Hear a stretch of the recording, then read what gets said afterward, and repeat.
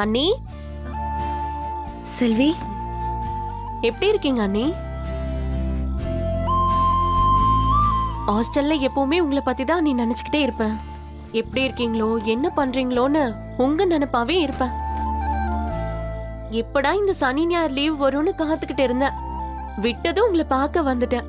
Thanks செல்வி.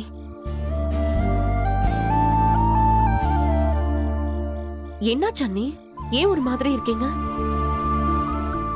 இந்த வீட்ல இருக்கிறவங்க உங்களை ஏதாவது கஷ்டப்படுத்துறாங்களா?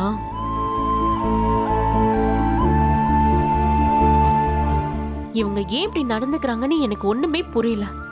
உங்களை கஷ்டப்படுத்துறதால அவங்களுக்கு என்ன அப்படி சந்தோஷம் கிடைக்க போகுது? ச்சீ. நீங்க உங்க வீட்ல எப்படி கலகலன்னு இருப்பீங்களோ அதே மாதிரி இங்கேயும் இருக்க முயற்சி பண்ணுங்க அண்ணி. அப்பாவும் தாத்தாவும் இருக்கிற வரைக்கும் நீங்க ஒன்னும் கவலைப்படாதீங்க அண்ணி. அவங்க 2 பேரும் உங்களை பத்திரமா பாத்துப்பாங்க. வாமா செல்வி, இப்பதான் வரியா? ஆமாக்கா, நீங்க எப்படி இருக்கீங்க? எங்களுக்கு என்ன, நாங்க நல்லாதான் இருக்கோம். அது சரி, நீ என்ன ஹாஸ்டல்ல இருந்து வந்ததும் இங்க வந்து உக்காந்துட்ட? ஈசு, பார்த்தா தெரியல? செல்வி அவ அண்ணிக்கிட்ட குசல விசாரிச்சுக்கிட்டு இருக்கா.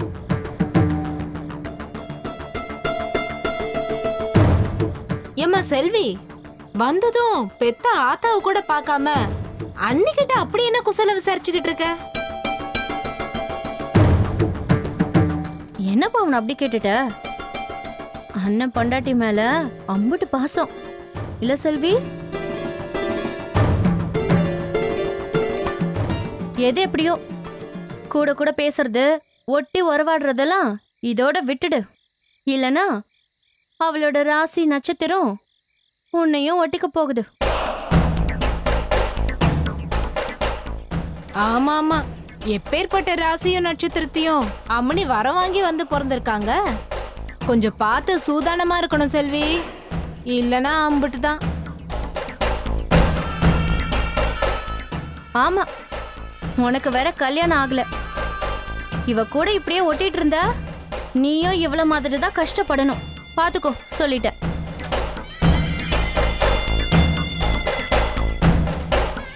போதும்க்கா, நிறுத்துங்க. அண்ணி கூட பேசுறதாலையும் பழகுறதாலையும் அவங்களோட ராசி எனக்கு ஒட்டிக்கும்னா ஒட்டிக்கிட்டோம். அத பத்தி எனக்கு எந்த கவலையும் இல்ல. அது மட்டும் இல்லாம நீங்க எதுவும் எனக்கு சொல்ல வேண்டாம்.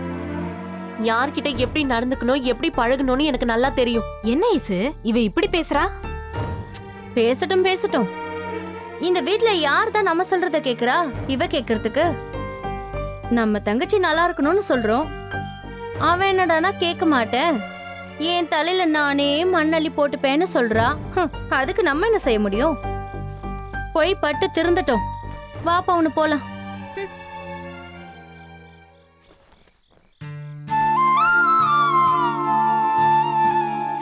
அண்ணி, அவங்க உங்களை பத்தி பேசின எதையும் மனசுல வச்சுக்காதீங்க. எப்படி அண்ணி இதை இவ்வளவு ஈஸியா எடுத்துக்கிறீங்க? உங்க இடத்துல நான் இருந்திருந்தா வந்த முதல் நாளே பெட்டியை தூக்கிக்கிட்டு அம்மா வீட்டுக்கு போயிருப்பேன். எனக்கு இந்த ஜோசியம் ஜாதகம் இதுல எல்லாம் நம்பிக்கை இல்ல செல்வி. நம்பிக்கை இருந்தா தானே வருத்தப்படணும். அவங்க சொன்ன எதையுமே நான் காதுலயே வாங்கல. அது மட்டும் இல்லாம இப்படி பேசுறவங்கள பார்த்தா எனக்கு பாவமா தான் இருக்கே தவிர கோவம்லாம் வரல. இருந்தாலும் உங்களுக்கு பொறுமை ரொம்ப ஜாஸ்தி அண்ணி. உங்ககிட்ட இருந்து அதை தான் நான் கத்துக்கணும்னு ஆசைப்படுறேன். நான் பொறுமையா இருக்க காரணமே என் தங்கச்சிங்க தான். அவங்க வாழ்க்கைக்காக தான் நான் இவ்ளோ பொறுமையா இருக்கேன் செல்வி. எங்க கோச்சுக்கிட்டு அம்மா வீட்டுக்கு போயிட்டா பொண்ணு வாழை வெட்டியா வந்து நிக்கிறான்னு அடுத்த 2 பேருக்கும் நல்ல வாழ்க்கை அமையாம போயிடுங்கிற பயம்தான் என் பொறுமைக்கு காரணமே. அந்த பயம்தான் செல்வி இது எல்லாத்தையும் தாங்கிக்கிட்டு என்னை இங்க இருக்க வைக்குது. அதுவும் இல்லாம எல்லாத்துக்கும் என் ராசிதான் காரணம்னு அவங்க நினைக்கிறதுக்கு நான் எதுவும் பண்ண முடியாது செல்வி. ஓ, ராசி நட்சத்திரம் இதுலெல்லாம் உனக்கு நம்பிக்கை இல்லையா? நாளைக்கு காலையில ஜோசியர் வந்துருவாரு. உன் ஜாதகத்தை பார்த்து பொருத்தம் இல்லைன்னு மட்டும் சொல்லட்டும். அப்ப வச்சுக்கிறேன்டி உன்னை.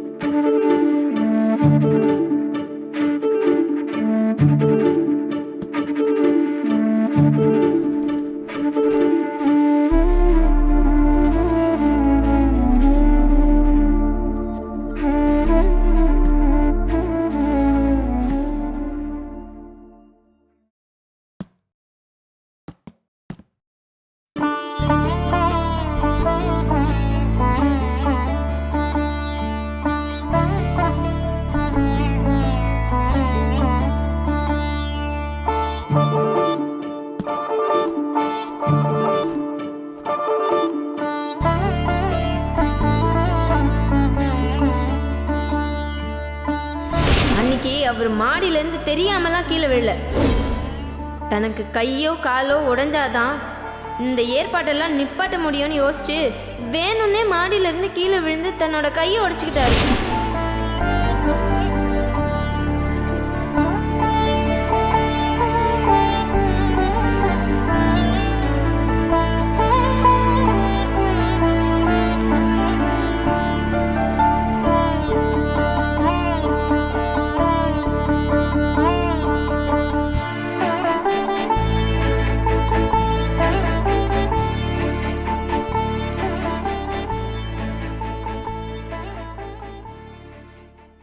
ஒரு நிமிஷம்.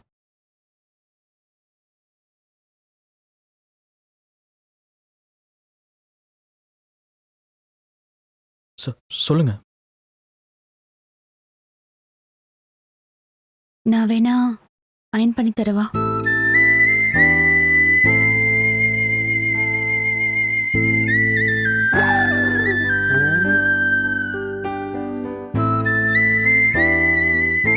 பரவாயில்லைங்க, இருக்கட்டும், நான் பாத்துக்கிறேன். இல்ல பரவாயில்ல. இந்த கையால எப்படி நீங்க அயன் பண்ணுவீங்க? பாரு, கொடுங்க, நானே பண்ணி தரேன்.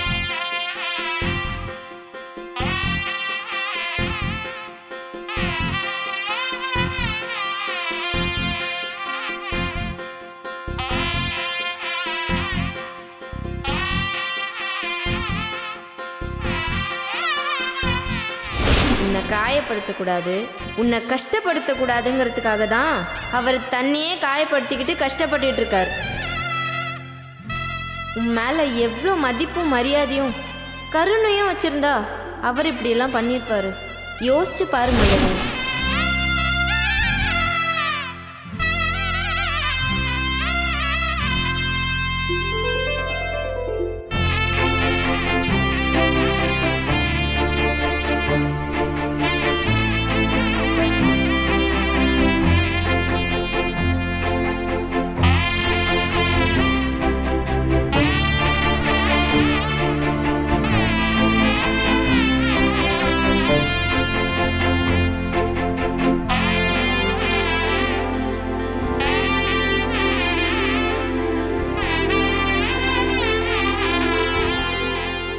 என்னடா நடக்குதுங்க?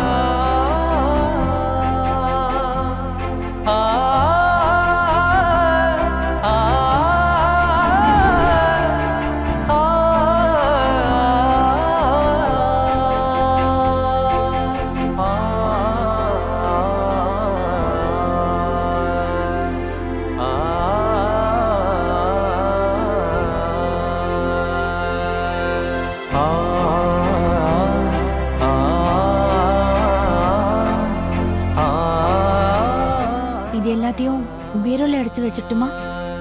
இல்லைங்க, வேண்டாம். நானே எடுத்து வச்சுக்கிறேன். ம். வேற எதுவும் ஹெல்ப் வேணும்னாலும் கேளுங்க.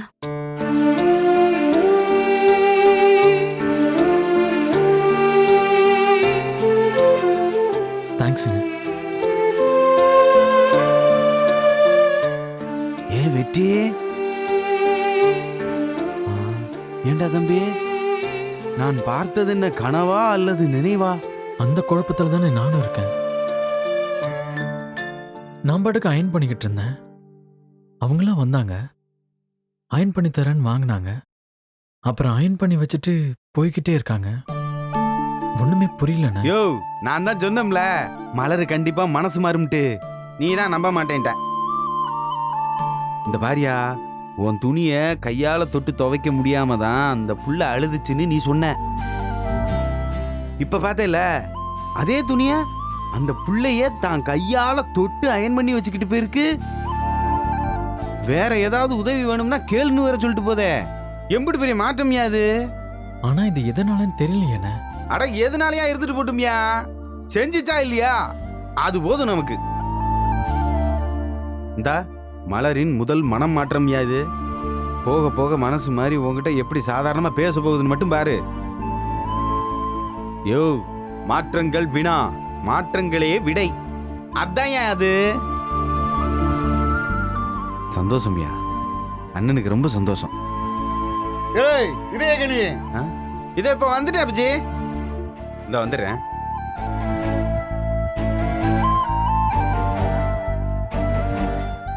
எதனால இப்படி திடீர்னு ஒரு மனமாற்றம்?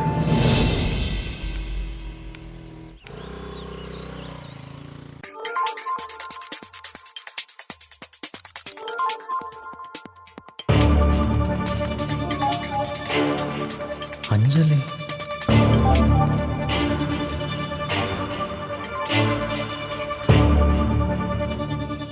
ஹலோ. எடுக்கலாமா வேண்டாமான்னு ரொம்ப யோசிச்சு எடுக்கிறியா? அதெல்லாம் ஒன்றும் இல்லை அஞ்சலி, சொல்லு. எனக்கு உன்னை பார்க்கணும். என்ன அமைதியாயிட்டு? நான் வீட்டில் இருக்கேன் அஞ்சலி, எப்படி பார்க்க முடியும்? எனக்கு ஒன்றும் பிரச்சனை இல்லை. வீட்டுக்கு வரவா? இல்லை, வேண்டாம். அப்போ அழகர் கோயில் ரோட்ல நிக்கிறேன், அங்க வந்துரு. அஞ்சலி, கையில் அடிபட்டிருக்கு. நான் எப்படி? உன் வீட்ல ஒரு அண்ணன் இருப்பாரு, அவரு பேர் என்ன? இதயக்கனி. அவரு சும்மாதான் இருப்பாரு, அவரை வந்து டிராப் பண்ண சொல்லு. அப்படி இல்லைன்னா ஆட்டோல வா. அஞ்சலி, 10 நிமிஷத்துல வந்துரு. பாய். அஞ்சலி, அஞ்சலி.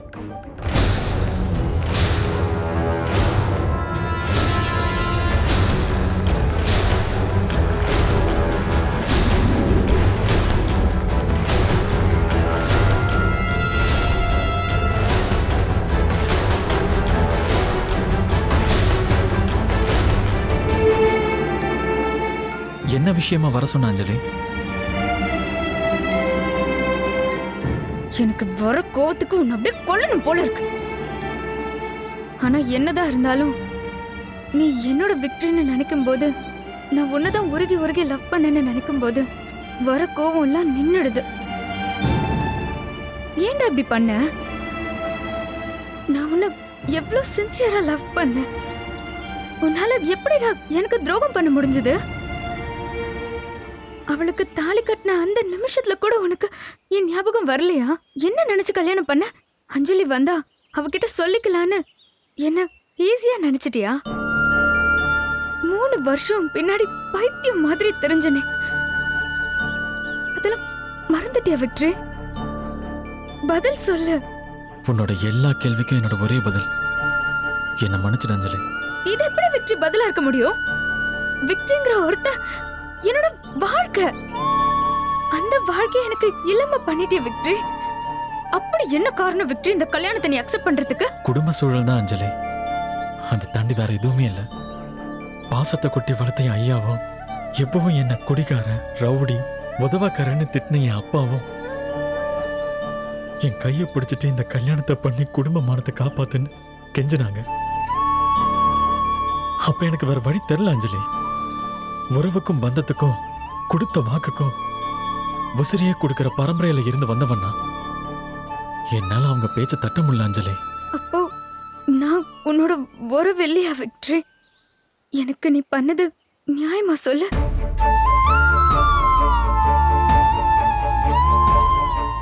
லூசாடா நீ? ஃபேமிலி பாண்டிங்காக என்ன வேணாலும் செய்யலாம் தான். அதுக்காக ஏதோ ஒரு பொண்ணு கழுத்துல தாலி கட்டுடானா குட்டிடுவியா நீ? கல்யாணம் பண்ணிக்கோன்னு சொன்னப்போ இல்லப்பா நான் அஞ்சலிய லவ் பண்றேன்னு ஒரு வார்த்தை சொல்லிருந்தா அத மீறி அவன் கையில தாலிய கொடுத்து கட்ட சொல்லிருக்க போறாங்க. இல்லையே, லவ் பண்றேன்னு ஒரு வார்த்தை விக்டரி, அத மட்டும் நீ சொல்லிருந்தாலே போதும். இன்னைக்கு வந்திருக்கிற எந்த பிரச்சனையுமே வந்திருக்காது. அத விட்டுட்டு வாக்கு பாக்குன்னு பழைய நாட்டம்ம படத்துல வர டயலாக் எல்லாம் பேசிட்டு இருக்க. டேய், நீ எப்படி அவ கூட சந்தோஷமா வாழ்வ? நானும் தெரியாம தான் கேக்குறேன். நீ அவளை இஷ்டப்பட்டுதான் கல்யாணம் பண்ணிக்கிட்டியா? அவளை காதலிச்சுதான் மனசார பொண்டாட்டிய ஏத்துக்கிட்டு தான் கல்யாணம் பண்ணியா? சொல்லுடா. அவ உன்னை புருஷனா நினைச்சு விருப்பப்பட்டுதான் கல்யாணம் பண்ணாளா? அப்புறம் என்ன வாயில நல்லா வருது? அப்புறம் என்ன டேஷ் கடை உன்னை அவளுக்கு கல்யாணம் பண்ணி வச்சாங்க? அவ உன்கிட்ட பேசுறாளா? நீ அவகிட்ட பேசுறியா? ரெண்டு பேரும் நேருக்கு நேரா பாத்துக்கவாச்சும் செய்றீங்களா? அப்புறம் எதுக்கு விக்டரி இந்த கல்யாணம்? எல்லாருமா சேர்ந்து உங்களை நீங்களே ஏமாத்திக்கிறீங்களா? நீங்களே உங்களை முட்டாளாக்கிக்கிறீங்களா? லைஃப் லாங் சந்தோஷமாவே இருக்க முடியாத ஒரு கல்யாணத்தை எவனாவது பண்ணிக்குவானா? Emotional pool.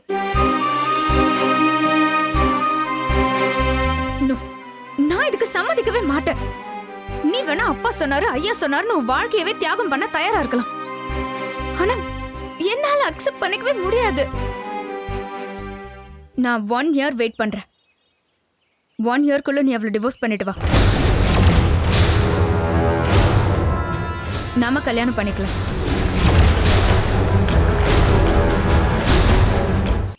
என்ன ஷாக் ஆகுற? ஷாக் எல்லாம் ஆகக்கூடாது விக்டரி. அஞ்சலி, என்ன பேசுற நீ? டிவோர்ஸ் ஏன் பண்ண முடியாதா? ஒரு ஆணியும் புடுங்க முடியாத மேரேஜ் லைஃப் உனக்கு வேண்டவே வேண்டாம். நீ டிவோர்ஸ் பண்ணிடு, நாம கல்யாணம் பண்ணிக்கலாம். இத சொல்லதான் நான் உன்னை வர சொன்னேன். நான் வரேன். அஞ்சலி, இங்க பாரு விக்டரி, எனக்கு ஹீரோயின் ரோல் பண்ணதா விருப்பம். தேவையில்லாம என்ன வில்லி ரோல் பண்ண வச்சிடாத. நான் அஞ்சலியா இருக்கிறதும் நீலாம்பரியா மாறுறதும் உன் கையில தான் இருக்கு. இன்னும் 1 yearக்குள்ள டிவோர்ஸ் பண்ணிடு. அது வரைக்கும் டெய்லி லவ் பண்ணலாம். பாய், லவ் யூ.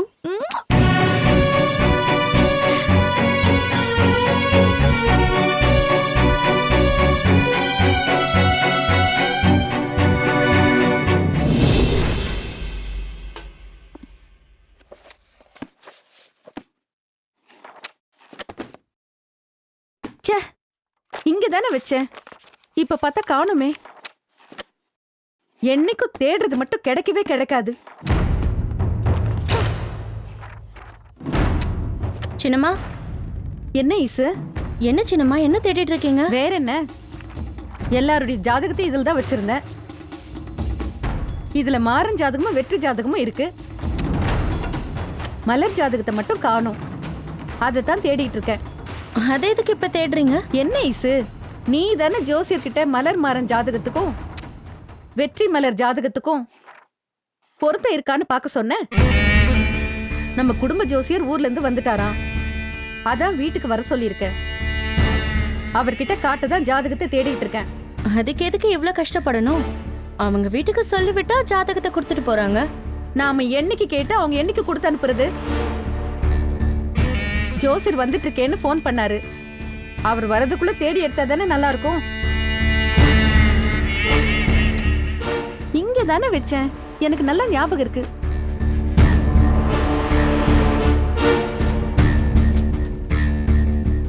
தோ இருக்கு, எடுத்துட்டேன். இந்த பேப்பரா? வெறும் கட்டத்தை மட்டும் தான் கொடுத்து பார்க்க சொல்லிவிட்டேன். இதுதான் அது.